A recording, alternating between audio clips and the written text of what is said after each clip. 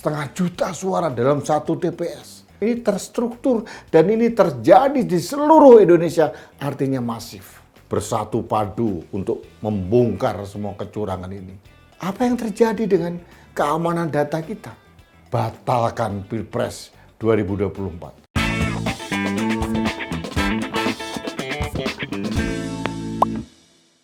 Halo sahabat Main TV, kita bertemu kembali dalam Rudy's Mind. Sahabat Main TV, pemilu sudah selesai di tahap pencoblosan. Tinggal sekarang rekapitulasi. Dan ini menimbulkan keriuhan yang luar biasa. Ternyata aplikasi Sirekap yang dibangga-banggakan KPU, Belgedes, banyak kecurangan situ, banyak bolongnya. Salah satu yang sangat sederhana saja. Dalam aplikasi Sirekap tidak ada batasan per TPS itu inputnya 300, tidak ada. Jadi jebol, input berapapun masuk.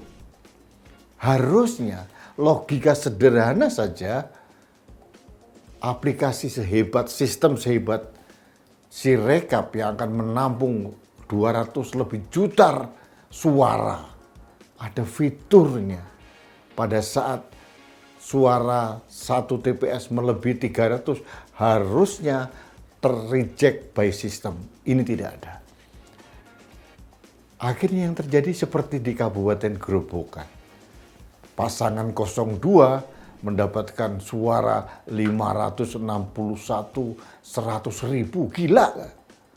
500.000 suara dalam satu TPS.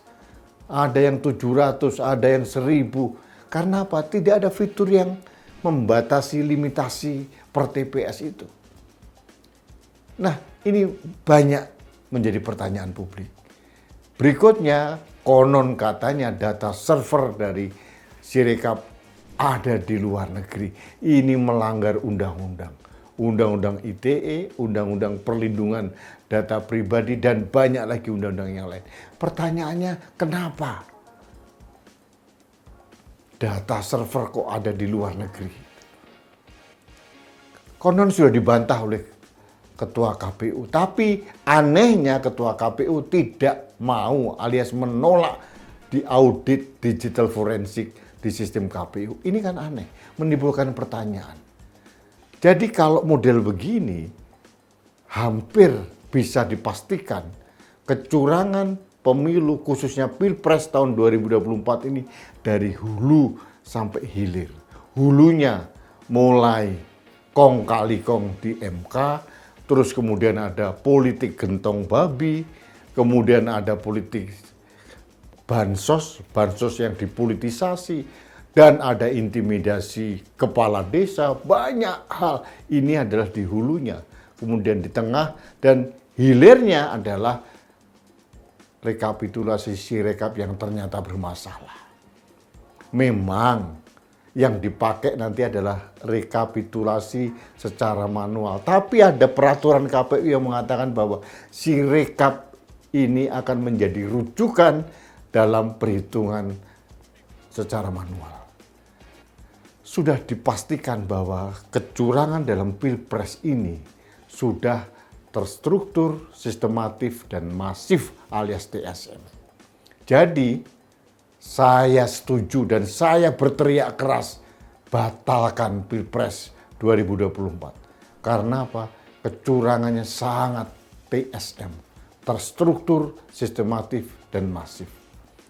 Kalau ada gejolak-gejolak di masyarakat itu wajar.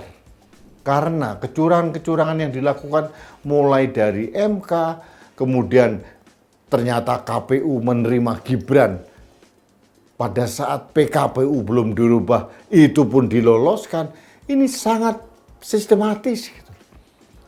Kemudian ada lagi kepala desa dikondisikan. Ada lagi indikasi oknum-oknum Babinsa dikerahkan, oknum aparat penegak hukum. Ini terstruktur dan ini terjadi di seluruh Indonesia, artinya masif. Jadi kalau ada suara-suara bahwa Pilpres ini sangat tidak legitimate, itu wajar. Dan menurut saya dengan segala carut-marut Pilpres 2024 dan tata kelola yang amburadul, saya setuju. Pilpres 2024 harus dibatalkan. Karena ini mencederai demokrasi dan ini mencederai kedaulatan suara rakyat. Banyak hal yang harus diungkap dalam publik. Saya bersyukur tim hukum dari 01, tim hukum 03 bersatu padu untuk membongkar semua kecurangan ini. Apalagi kalau nanti ada hak interpelasi atau hak-hak yang lain dari DPR. Pemerintah harus diberi pelajaran. KPU yang harusnya independen harus diberi pelajaran.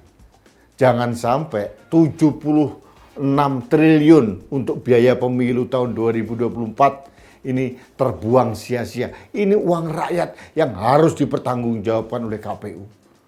Kalau 76 triliun hasilnya seperti ini, untuk apa? Yang pertanyaan saya yang paling mendasar, bagaimana mungkin data 200 sekian juta rakyat Indonesia ditaruh di luar negeri? Apa yang terjadi dengan keamanan data kita? Dan KPU menolak diaudit secara digital forensik. Ini kan aneh bin ajaib. Jadi jangan salahkan rakyat kalau kita semua berteriak bahwa pemilu ini sangat-sangat amburadul dan wajib hukumnya untuk dibatalkan. Harus ada pemilihan ulang. Dan kalau menelisik keputusan DKPP yang memberikan sanksi berat kepada Ketua KPU, bahwa Ketua KPU melakukan cacat administrasi, menerima Gibran tanggal 25 Oktober, tapi perubahan PKPU baru dilakukan tanggal 27 Oktober. Artinya pada saat secara administrasi Gibran diterima, ini masih PKPU yang lama. PKPU yang lama itu batas usianya 40 tahun. Artinya ini sangat tidak bisa diterima oleh akal sehat. Maladministrasi, artinya harusnya Prabowo Gibran didiskualifikasi kalau akan diadakan pemilu ulang. Ini membutuhkan keberanian dari partai-partai pengusung, tim ses dan seluruh rakyat Indonesia, seluruh komponen bangsa untuk bergerak. Karena hak kita sudah dipasung, demokrasi kita sudah dibajak, dan kita tidak boleh diam begitu saja. Itu saja yang ingin saya sampaikan pada kesempatan ini. Terima kasih, kita bertemu kembali dalam Rudy's Mind berikutnya. Sampai jumpa.